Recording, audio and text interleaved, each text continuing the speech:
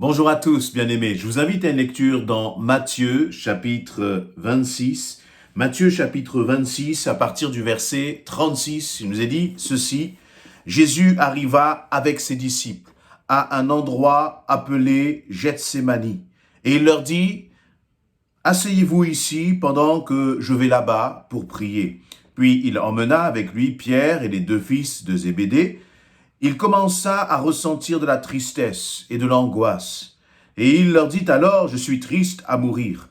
Restez ici et veillez avec moi.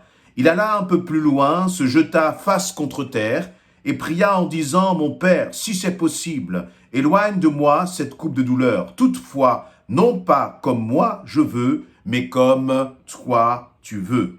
Je vais m'arrêter là sur ces quelques versets. Vous pourrez continuer de lire la suite. Il y a d'autres enseignements riches que l'on pourrait tirer.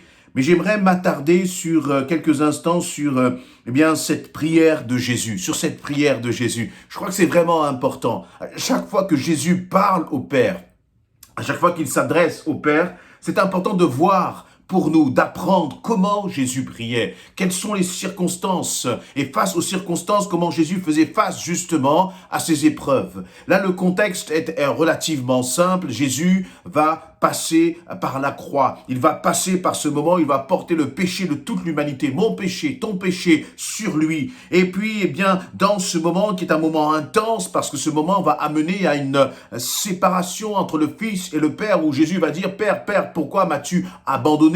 Par la suite, Jésus est en train de se préparer à cet instant. Et il voit donc l'épreuve arriver.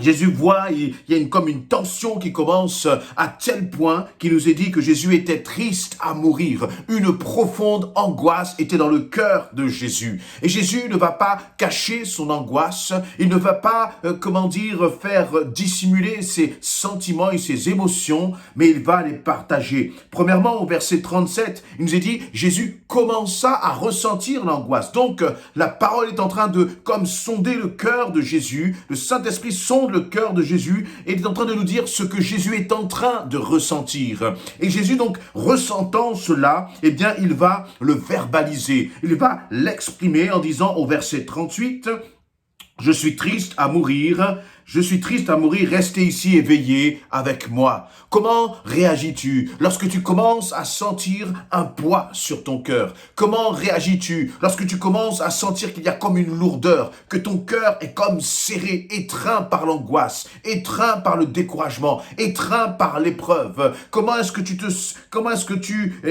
exprimes justement tes pensées? Comment est-ce que tu exprimes tes sentiments? Ce qui est intéressant là, c'est que Jésus n'a pas caché ses sentiments. Il n'est pas venu avec une sorte de façade. Mais Jésus a exprimé, il a verbalisé ce qu'il ressentait. Jésus a dit aux disciples, il leur a parlé en disant, je suis triste à mourir, je suis triste à mourir. Et toi, mon ami, mon frère, ma sœur, lorsque tu sens une angoisse, est-ce que tu le partages? Et ce qui est intéressant, c'est que Jésus n'a pas partagé cela avec la foule. Jésus n'a pas partagé cela avec je ne sais quelle personne qu'il aurait rencontré comme cela. Jésus a partagé cela avec ces hommes qui, pendant 3 ans, ont marché, mangé, dormi, jour et nuit avec lui. Ces hommes en qui Jésus avait lui-même choisi. Ces hommes qui étaient ses disciples. C'est avec eux, ceux à qui il a dit plus tard, je ne vous appellerai pas, avant, je ne vous appelle plus serviteur, mais je vous appelle ami, parce que je vous ai fait connaître ce qui est de mon Père. Jésus avait ses amis. Jésus avait ces personnes à qui il pouvait partager et à qui il a choisi de partager ses angoisses, de partager sa tristesse. Nous remarquons que les disciples n'étaient pas les hommes les plus fiables que l'on puisse trouver. Comme nous aussi, parfois, nous avons nos failles. Mais quand même, Jésus a décidé de s'ouvrir à eux, de partager avec eux, de vraiment communier aussi avec eux. Et toi, lorsque tu es dans l'angoisse, comment est-ce que tu réagis? Est-ce que tu vas t'isoler? Est-ce que tu vas te mettre à part? Est-ce que tu ne vas pas plutôt rechercher de l'aide et du soutien? En tout cas, ce que j'observe, c'est que Jésus était là avec l'ensemble des disciples. Et puis il s'est éloigné, puis lorsqu'il s'est éloigné, il a amené avec lui Jacques et les fils de Jacques et Jean ainsi que Pierre pour venir avec lui, avec eux. Et puis Jésus n'a pas dit tout va bien. Non, non, non, il leur a partagé ses émotions, il a partagé ce qu'il ressentait. Il leur a dit je suis triste. Et parce que je suis triste, veillons et prions. Et je crois que cela nous apprend un certain nombre de choses sur l'attitude à avoir face à nos combats, l'attitude à avoir face à nos angoisses. Et quelle que soit notre profondeur spirituelle, quelle que soit peut-être notre position dans l'Église, quel que soit notre rôle, notre mission, tu peux être un grand évangéliste, grand avec des guillemets autour, tu peux être un grand pasteur, et là aussi tu peux rajouter des guillemets autour, tu peux être un responsable, un leader, mais quelle que soit ta position, ta situation, ton rôle, l'appel que tu as sur ta vie, il se peut qu'il y ait des moments où nous passons par des moments difficiles. Il se peut qu'il y ait des moments où nous ressentons justement cette angoisse. Et là, parce que nous ne voulons pas perdre la face parfois, eh bien, nous ne voulons pas et nous refusons de partager avec des frères et des sœurs. Et pourtant, c'est ce que Jésus a fait. Et je crois qu'à travers ce passage-là, Jésus s'est donné en exemple. Et donc, dans son angoisse, Jésus est parti avec ses frères et puis il leur a dit, veillons et prions.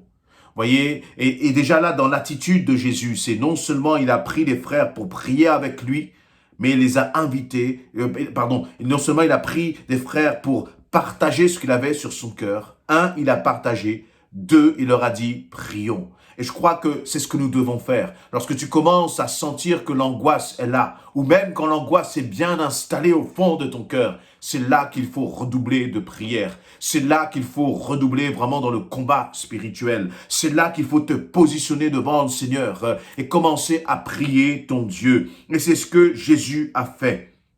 Maintenant, si on en vient sur ce verset 39, il nous a dit, Jésus va se jeter aux pieds du Père. Il va prier en disant, mon Père, si c'est possible, éloigne de moi cette coupe de douleur. Toutefois, non pas comme moi je veux, mais comme toi tu veux. Dans son angoisse, dans sa tristesse, Jésus n'avait pas oublié une chose, c'est qu'il était là pour faire la volonté du Père. Et là aussi, cette prière m'interpelle. Parfois, lorsque nous avons un combat, parfois, lorsque nous avons justement une situation qui nous dérange, nous allons prier en disant, Seigneur, éloigne de moi cette situation. Et nous allons commencer à chasser la situation. Nous allons commencer à proclamer la victoire sur cette situation. Mais sans jamais peut-être nous demander quelle est la volonté de Dieu.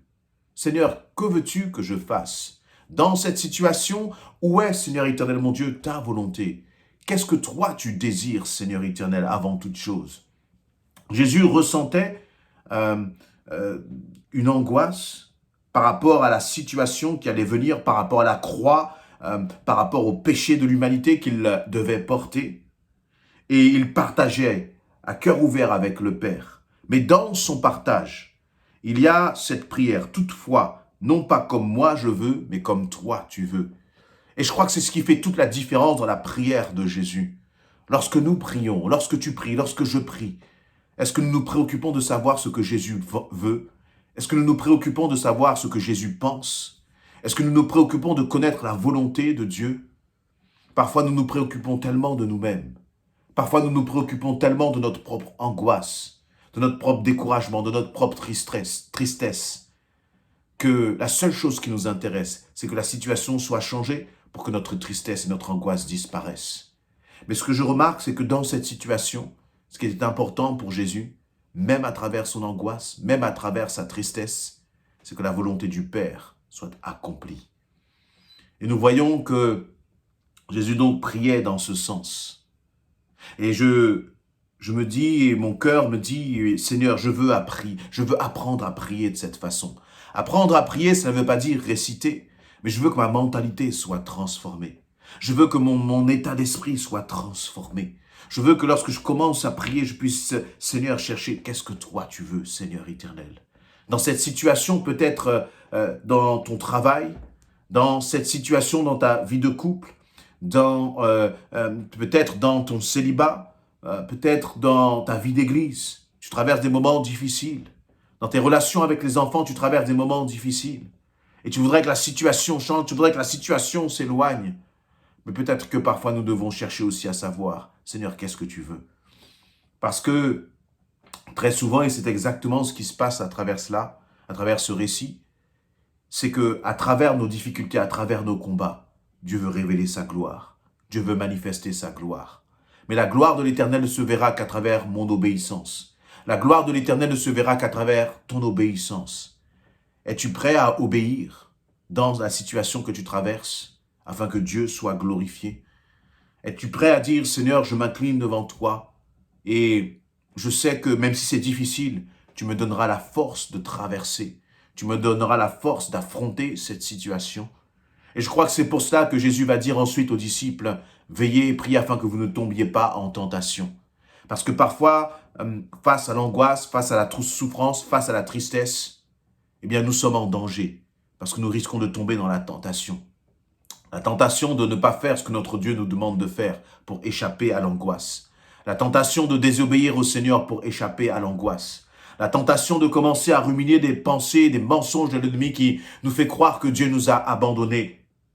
La tentation de, de capituler, de ne plus faire la volonté de Dieu, mais agir selon ce que nous voulons pour échapper à la situation. Alors que le Seigneur peut-être veut te dire, traverse. Traverse cette situation. Et ne t'inquiète pas parce que lorsque tu vas traverser, je serai avec toi, te dit le Seigneur. Jésus a affronté, Jésus a traversé la situation. À tel point que, à la fin justement de ce passage-là de Gethsémane, Jésus s'est levé et a dit, levez-vous, allons-y, voyez-vous, l'homme qui me livre à eux est ici. L'homme qui me livre à eux est ici en parlant de Judas. Et Jésus veut que nous puissions terminer nos prières avec cette pensée, en disant, Seigneur, je me lève, j'ai compris ta volonté, je me lève et je vais traverser dans le nom de Jésus-Christ. Amen.